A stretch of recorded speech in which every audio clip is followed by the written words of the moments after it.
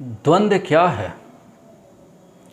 किसी कारणवश मनुष्य के अंतःकरण में राग द्वेष का उत्पन्न होना, जिससे विषमता उत्पन्न होती है, और जिन विषमता से संसार के समस्त पाप उत्पन्न होते हैं, इसे ही द्वंद्व कहते हैं। द्वंद्व दो प्रकार के होते हैं। स्थूल द्वंद्व, जिसे व्यवहारिक द्वंद्व भी कहते हैं, और दूसरा सूक्ष्म द्वंद्व, जिसे आध्यात्मिक द्वंद्व भी कहते हैं। सुख दुख, अनुकूलता प्रतिकूलता, हर्ष शोक आदि, ये स्थूल द्वंद्व है।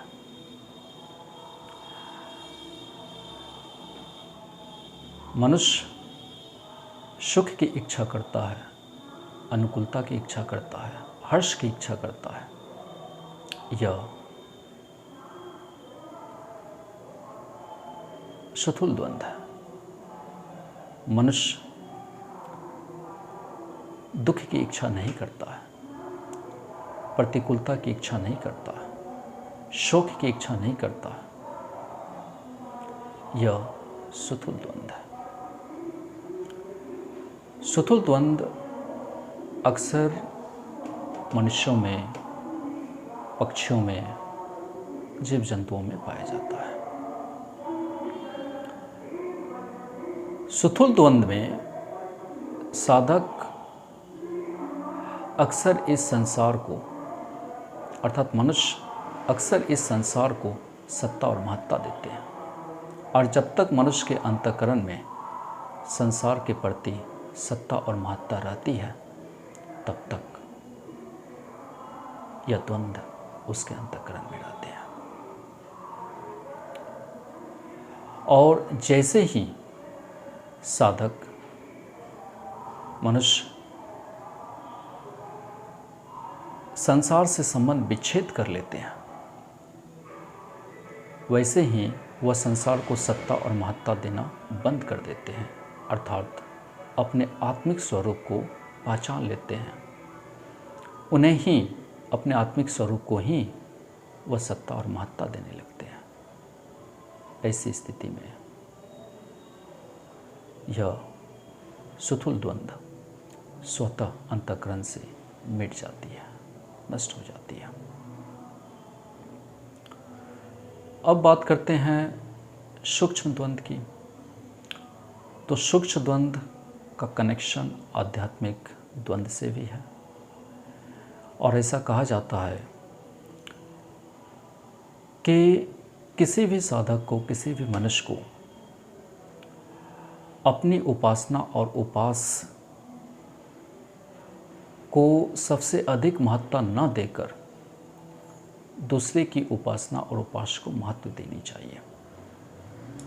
अपनी उपासना और उपास को महत्व देना अच्छी बात है, पर अपनी उपासना और उपास को सर्वश्रेष्ठ बताना, इसे अधिक महत्व देकर दूसरों की उपासना और उपास्य को नीचा दिखाना, उनकी निंदा करना, उन पर व्यंग करना आदि सूक्ष्म द्वंद्व के अंतर्गत आता है। साधक को चाहिए कि उन्हें दूसरों की उपासना और उपास पर ध्यान न देकर अपनी उपासना और उपास में तत्परतापूर्वक लगकर उन्हें अपने उद्देश्य की प्राप्ति कर लेनी चाहिए। क्योंकि जितने भी उपासना और उपास है, सबका एकमात्र लक्ष्य इस संसार से संबंध विच्छेद करना ही है और अपने आत्मिक स्वरूप में स्थित होना है। तो अलग अलग साधकों की रुचि, उनकी योग्यता के अनुसार वह भिन्न भिन्न उपासना को चुनते हैं। तो साधक को चाहिए कि उपासना की जो भिन्नता है उस पर दृष्टि न रख के अपनी उपासना की अभिन्नता पर दृष्टि रखें और तत्परतापूर्वक अपने लक्ष्य की प्राप्ति में लग जाए, अर्थात संसार से संबंध विच्छेद करके अपने आत्म स्वरूप में स्थित हो जाए। तो इससे जो सूक्ष्म द्वंद्व साधक के अंतःकरण में चलती है वह स्वतः मिट जाती है, नष्ट हो जाती है। ऐसा कहा जाता है गीता के अनुसार कि जो सुथुल द्वंद्व है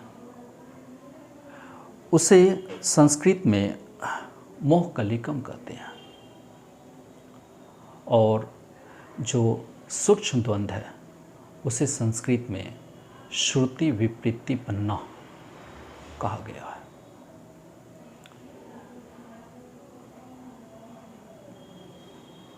गीता के अनुसार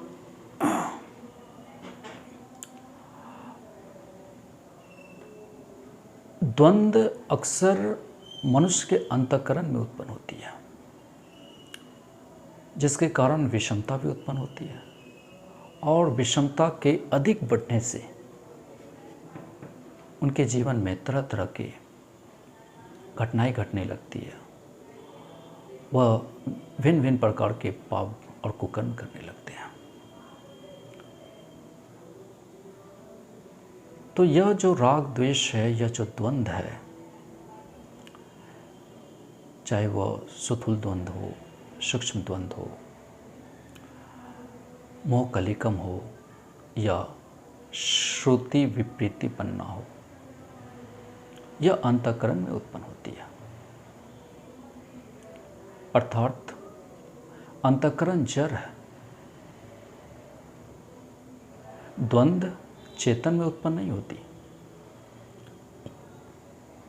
क्योंकि जो आत्मिक स्वरूप है वह चेतन है। तो साधक को जड़ता की ओर ध्यान नहीं देनी चाहिए, चेतन की ओर ध्यान देनी चाहिए। और ऐसा भी कहा गया है कि चेतन जड़ का प्रकाशक है। तो द्वंद्व तो अंतःकरण में उत्पन्न होती है, जिससे विषमता पैदा होती है, और विषमता से अनेक पाप होते हैं, अनेक कुकर्म होते हैं। तो ऐसी स्थिति में साधक को चाहिए कि वह जो चेतन स्वरूप है, वह जो आत्म स्वरूप है, नित्य निरंतर एक रस में जो स्थित है, आत्मिक स्वरूप को महत्व देनी चाहिए। उनकी सत्ता और महत्ता को महत्व देनी चाहिए, न कि इस संसार को, क्योंकि चेतन ही जड़ का प्रकाशक है।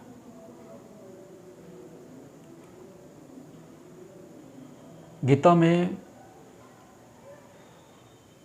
जितने भी प्रकार के द्वंद्व हैं उन्हें मिटाने का उपाय दिया गया है। अगर हम इस विनाशी संसार से संबंध जोड़ते हैं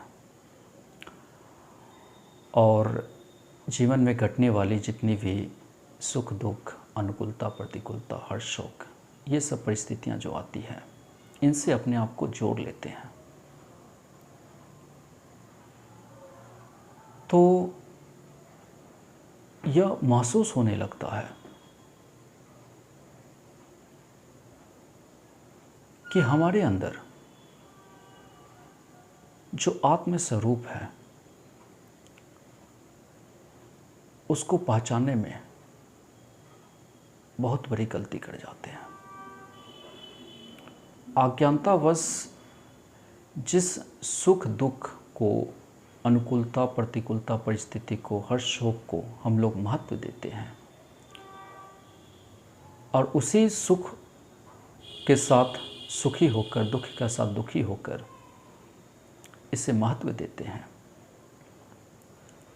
इससे संबंध जोड़कर दुखी हो जाते हैं, सुख से संबंध जोड़कर सुखी हो जाते हैं, दुख के साथ संबंध जोड़कर दुखी हो जाते हैं।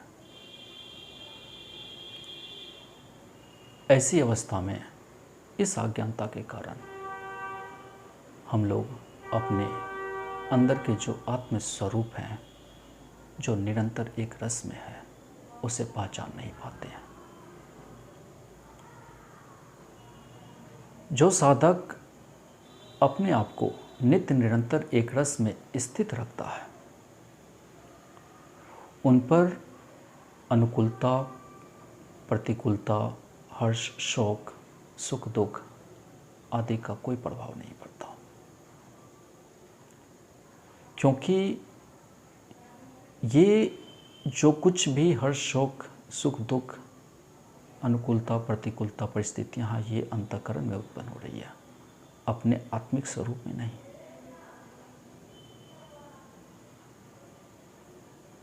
तो साधक को चाहिए कि वह अपने आत्मिक स्वरूप में स्थित हो जाए। इससे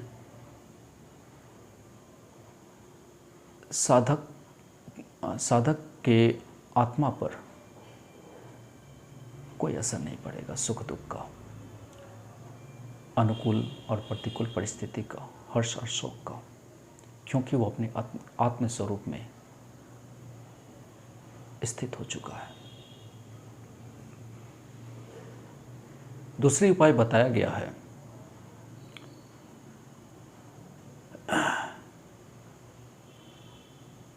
कि साधक को यह सावधानी रखनी चाहिए कि अंतःकरण में जो भी राग द्वेष उत्पन्न हो रहे हैं, उनके वो वशीभूत ना हो जाए। अगर साधक अपने ही अंतःकरण में उत्पन्न हुए राग द्वेष के वशीभूत होकर क्रिया करता है, तो क्रिया करने के बाद यह राग और द्वेष और ज़्यादा पुष्ट हो जाते हैं और मनुष्य से बहुत सारा कुकर्म करवाते हैं, बहुत सारा पाप करवाते हैं। देखिए, ऐसा है कि संसार तो परिवर्तनशील है, पर जो नित्य स्वरूप है, जो भगवान है, वो अपरिवर्तनशील है। तो अज्ञानी मनुष्य अज्ञानता के कारण इस जो अविनाशी परमात्मा है, उसको विनाशी संसार के साथ मिलाकर इस संसार को देखता है, जबकि सत्ता केवल परमात्मा की ही है, इस संसार की नहीं। तो संसार जैसा दिखने में आता है, अज्ञानी मनुष्य संसार को वैसा ही दिखता है। पर जिस भक्त को भगवान जैसे दिखने में आता है, भगवान जैसा है, वैसा उसे अनुभव भी होता है।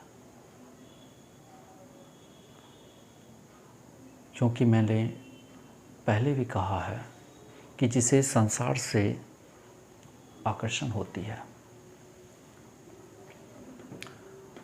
उसे संसार अच्छा लगता है, उसे आसक्ति कहते हैं। पर जिसे भगवान से प्रेम होती है, जिसे भगवान के साथ आकर्षण होता है, उसे ही वास्तविक प्रेम कहते हैं।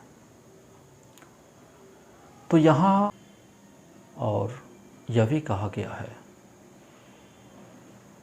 कि संसार से संबंध होने पर मनुष्य अपने को संसार के तरह ही पर जैसे ही वह अपने आत्म स्वरूप पर दृष्टि रखता है, तो अपने आप को पाता है कि वह तो ज्यों का त्यों है।